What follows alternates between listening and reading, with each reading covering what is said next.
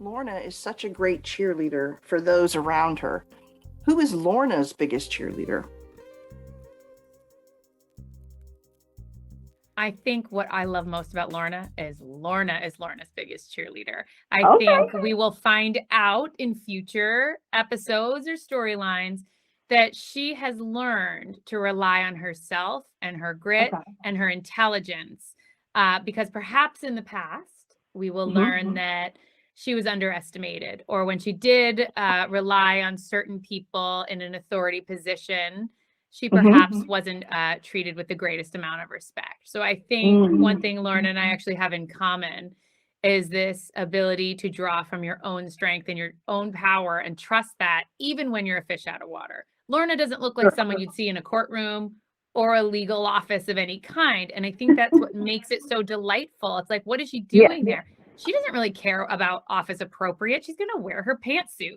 And it doesn't take away from what she has to offer. And I think that really drew me to this character. It's like she's not afraid. She's not self-conscious. She doesn't have to apologize for anything because her intention is to honor the law and support Mickey.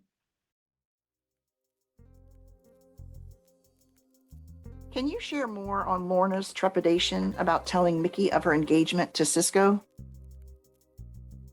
I think she clearly has seen Mickey through a difficult time. When the show opens, we see that Mickey is recovering from an addiction. We know that Lorna was recently married to Mickey and that it didn't work out. My sense, and I've spoken to Ted, the writer, and the writers about this, is that like Lorna loves him. She supports him. She believes in him. However, she doesn't want to tip the scales when he's in such a vulnerable place in his life. He's finally getting back on his feet. He's got all these cases.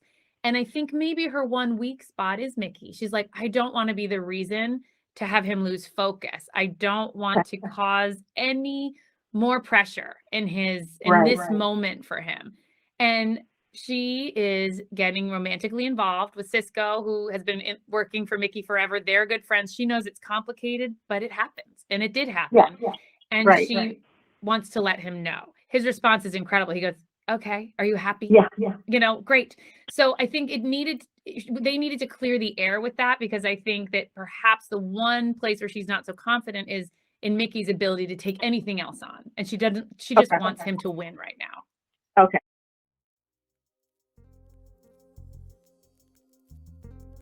Is Lorna also nervous about telling Mickey of her interest in returning to law school? The way I saw it and the way I hope I played it was that Lorna wants to make sure Lorna can do it. It's like this thing that she didn't finish. She's got unfinished business. She went to law school. We know she dropped out.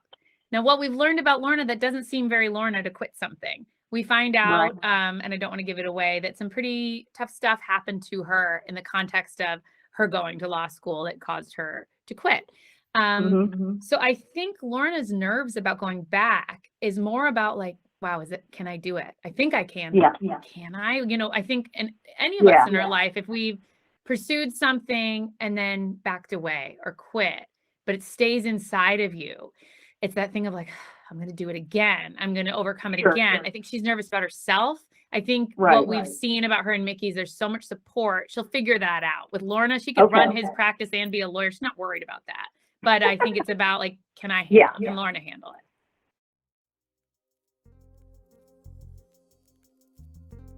How would you describe the dynamic between Maggie and Lorna and their shared love of Hayley? I mean, right away, Nev was clear that she didn't want the relationship between the exes to be catty and bitchy and something you see all the time on TV. Where it becomes extra complicated is Hayley. She was Lorna's stepdaughter.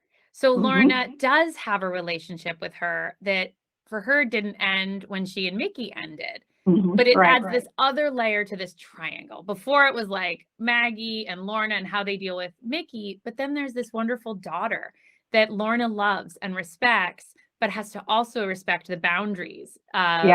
It's Maggie and Mickey's daughter. And I think the show does such a great, there's not a lot of time to explore all these different nuances, yet they're able to introduce these questions of how do they work together? Because Lorna's in Mickey's life at the office. She's kind of his wingman. she's going to want to help and be part of Hayley's life. It's very, very delicate. And I think they do a really good job of always exploring it without fully answering it. You know, it is complicated. And it, I think, does represent a lot of modern dynamics of when a marriage ends, but these relationships don't stop.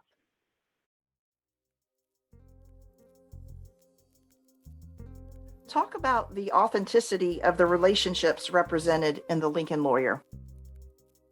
And we had so many great discussions about it. I'd never done a drama before. So, you know, there were scenes where Angus, who plays Cisco, and I were on the computer screen, and it was about, on the paper, it was about solving this mystery of who went where at what time. But then there's this other layer of this relationship between Cisco and Lorna. And I really loved that this show, I think it's a David E. Kelly signature, where it's not just about the thing you think you're watching, which is like solving a murder case. It's about these people and their support for each other. They're this very weird family, connected in all different ways. And I loved that. I think that's really great, because if you love the legal part, but even if you don't love law at all, you'll still love this sort of work relationship and these family relationships. So there really is something for everyone.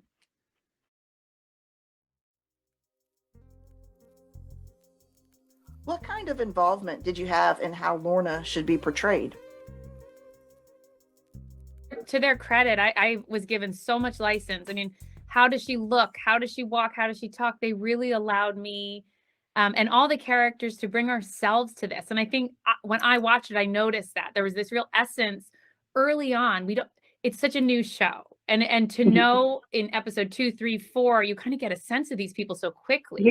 And I think a lot of that is because the writers and producers said, what do you think? And what a gift as an actress, because I'll tell you all day long what I think. And it was like a really great way to create these characters right away with such with such like a clear idea of who they are.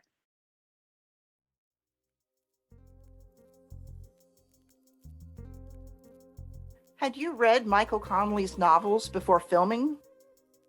And the job sort of came so quickly. I didn't have time to read all 6 books, but I did watch the Matthew McConaughey movie and I loved it. And what was neat is we'd already done the table read. So I'd already had this idea in my head of what I'd experienced with this cast. And then I saw the movie and I was like, this is incredible. What great source material, but how great that we're already doing something so different. And I think particularly in the portrayal of the lead. Manuel does his own Mickey Holler, and it's fantastic. He is so charming and effortless and just easy. So I think people will, even if you loved the movie, this is a different thing. This is a different flavor of ice cream or whatever, however you want to look at it. It's and it's wonderful.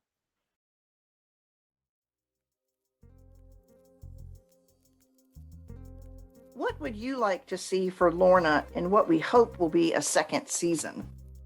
I think the dog has to move into the office. Like this dog has to stay and sit in my lap as much as possible. I think just continuing to explore her relationship with the law, what she wants for herself. But I mean, obviously she's so tied into Mickey's life and his law practice. So does she create her own office? Does that compete with Mickey? Does she work within I don't know. But I think you could put Lorna anywhere and it would be pretty exciting.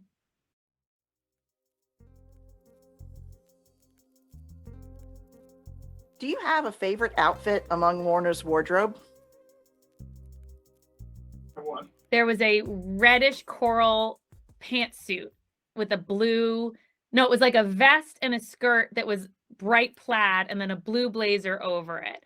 And I remember wearing it and marching into a really serious scene. And I was like, this is the greatest thing ever. And it just highlighted, like for Lorna, there's no such thing as appropriate. It's just what she feels. And I think she can't help it. Or she's not going to, she still takes herself seriously. And that fashion, that's her version of like office courtroom attire. She's like, why is everyone in like black turtlenecks? Let's do this. And the wardrobe, Lindy, the wardrobe designer, was fearless. And all of her stuff, I love this. She would get vintage stuff. She said, Lorna's the kind of person that has a closet. She'll pull a dress out she hasn't worn in 20 years.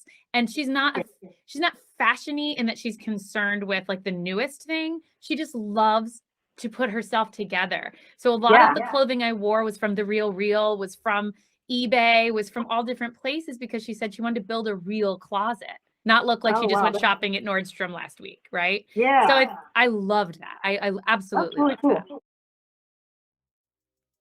Which advice would Lorna most likely give? 1, dress to impress. 2, idle hands are the devil's workshop. Or 3, don't judge a book by its cover. One would be tempted to say number 1, but I'm going to go with number 3 because I Okay. think while Lorna loves to dress to impress, I think in her life, she's been judged a certain way based on how she's dressed, Yeah. only to prove that she is nothing like that at all. So I think what she'd say is be authentic, be yourself, dress however you want, as long as you can be the most confident, most settled version of what you're putting out in the world. Awesome. Now, what about Becki? Dress to impress. Oh, that's a really good one. So my best friend, Vidette Lim, made me this dress and sent it to me. Oh, wow. So while I would say dress to impress, I think it's more dressed to feel like your best self. And there's, Awesome. Yeah. I think whether it's your clothing or just how you walk in the world, I think how do you feel best and go with it and don't apologize. Very good. I think that's great advice. I'll take it to heart. You're wonderful. Thank you so much.